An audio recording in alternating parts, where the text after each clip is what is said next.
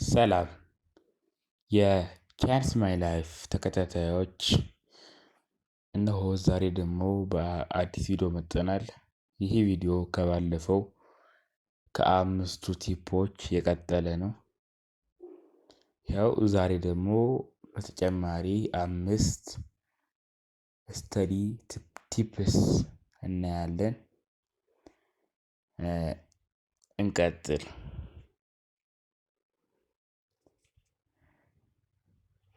ይኸው አንደኛው እቅድ እንደሚለው ሴት ክሊር ጎል ይላል።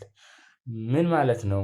ግልጽ ግቦችን አድርግ ማለት ነው። ይህ የሚያወራው አዲስ ግብ አስቀምጥ ማለት ነው። ከነበረህ ግብ ላይ ግልጽ የሆነ ግብ አድርግ። ይህ ግብ የምታሳካው መሆን አለበት ማለት ነው።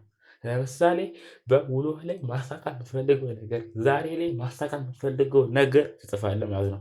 ነገ ከዚያ ድርጊቶች እኮ ቀደም ብለው ከ10 ዓመት በኋላ እንደዚህ ቦታ ላይ እንደርሳለን የሚል ጽሑፍ ታያላችሁ አንዳንድ ቦታዎች ላይ።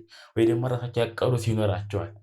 ከ10 ዓመት ከ5 ዓመት በኋላ እንደዚህ ያሉ ያቅዳሉ። ስለዚህ እኛም እንደዚህ አይነት እቅድ እናቅዳለን ማለት ነው። ምሳሌ አሁን ትምህርት ሲጀመር ትምህርት ስንጨርስ እዚህ ደረጃ ላይ እንገኛለን ብለን እናቅዳለን።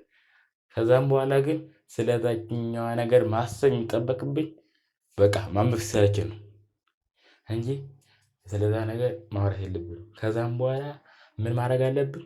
የቀን እቅዳችንን እያሳካን መሄድ ብቻ ነው። ከዛም በኋላ አንድ ቀን እዛ እቅድ ላይ ያሰብነው ቦታ ላይ እንደርሳለን ማለት ነው። ግን ሁሌ የዛች ቦታ ላይ ስናስብ ከቆየን አስበን ቀረን እንጂ አልተገበረንም። አንድ ጊዜ እዛ ቦታ ላይ እንደምንደርስ እናስባለን። ከዛም በኋላ ቀን በቀን እዛ ለመድረስ እንታትራለን ማለት ነው። ይኸው እና ይህን ለማወቅ ደግሞ ኤክስ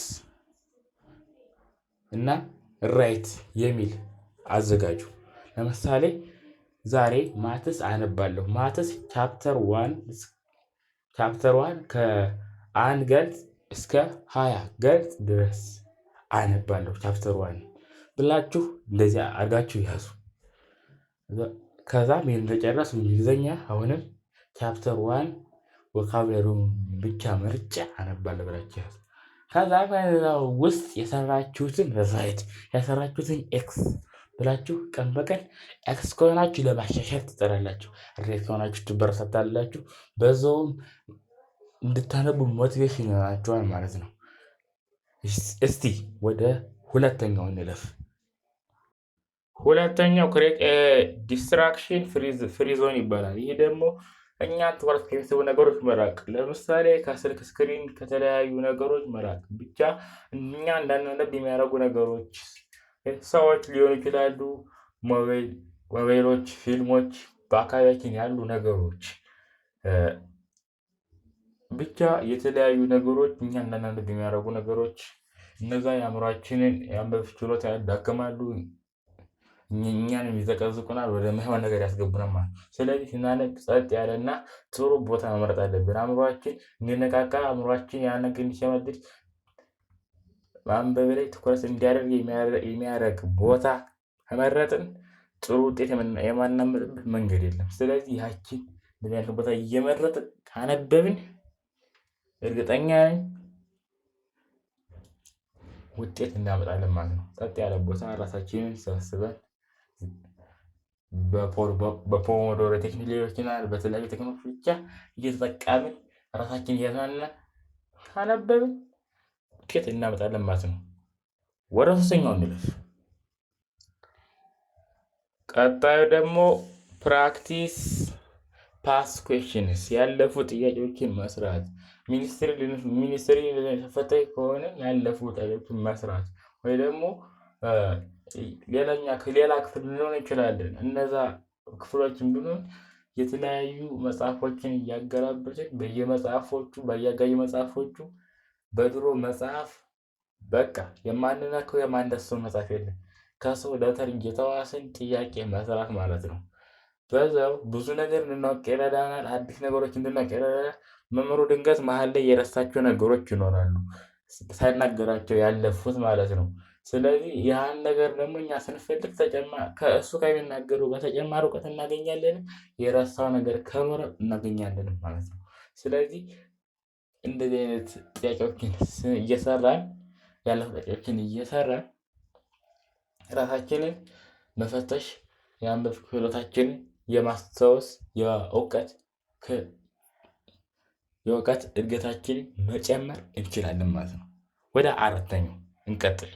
አራተኛው ደግሞ ሪዋርድ ዮርሰልፍ ይባላል። ራሳችንን ማስከበር ማለት ነው ስንል ወይ ደግሞ እኛ ራሳችንን እንድናነብ የሚያደርግ ነገር ለምሳሌ አንብበን ከጨረስን በኋላ የሆነ ነገር ሪፍሬሽ ማድረግ ለምሳሌ የሆነ መጽሐፍ አንብቤ ዛሬ አንድ ሳድር አንብቤ ጨርሳለሁ።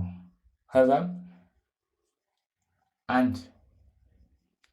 ለራሴ አንድ የሆነ ነገር ገዝቼ እሸልመዋለሁ ማለት ወይ ደግሞ አንድ ሻይ እጠጣለሁ። እንደዛ ነገር ይሄ ነገር ካነበብኩ በኋላ ለአንድ 30 ደቂቃ ያክል አጠር ያለች ሙቪ ነገር አያለሁ ብሎ ማቀድ ማለት ነው።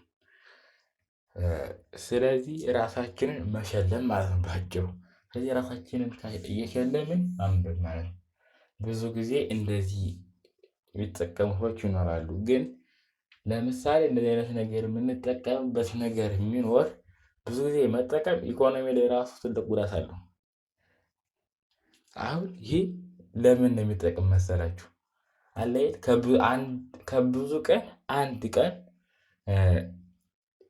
ማንበብ እንትን ሊሆን ይችላል ላይስማማ ወይ ደግሞ የሆነ አንብባ ዛሬ አልፈልግም ልትሉ አይነት አካባቢ ስትሆኑ ይህን ነገር አንብቤ ስጨርስ ይህን ነገር እገዛለሁ ስላላችሁ አእምሯችሁ ያን ነገር በማግኘት ያነባል ማለት ነው። ስለዚህ ጥቅም በጥቅም ማለት ነው። እናንተ ታነባላችሁ በዛ ቀን ቀናችሁን አትሽሩትም ትሸለማላችሁ ማለት ነው። ግን ቀን በቀን ይህን እቅድ መጠቀም ጥሩ ነው ብዬ አላስብም። አለፍ ብላችሁ ብትጠቀሙት እመክራለሁ ማለት ነው። ወደ አምስተኛው ሴይ ፖዘቲቭ ኤንድ ሞቲቬትድ ለራሳችን ጥሩ የሆነ ነገር መንገር ማለት ነው። በቃ እኔ እችላለሁ አይካን እያልን ለራሳችን ጥሩ ነገሮች መንገር ስናነብ ስንነሳ የሆነ ነገር ስናደርግ ለራሳችን ጥሩ ነገር መንገር አለብን።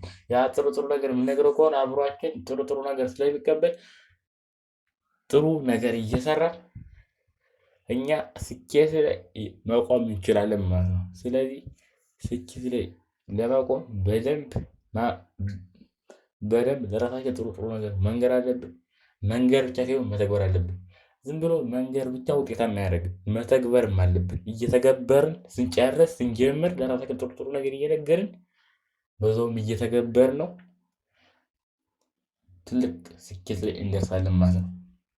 ቤተሰቦች እስካሁን ለነበረን ቆይታ ይህን አክብራችሁ ስለተከታተላችሁ አመሰግናለሁ።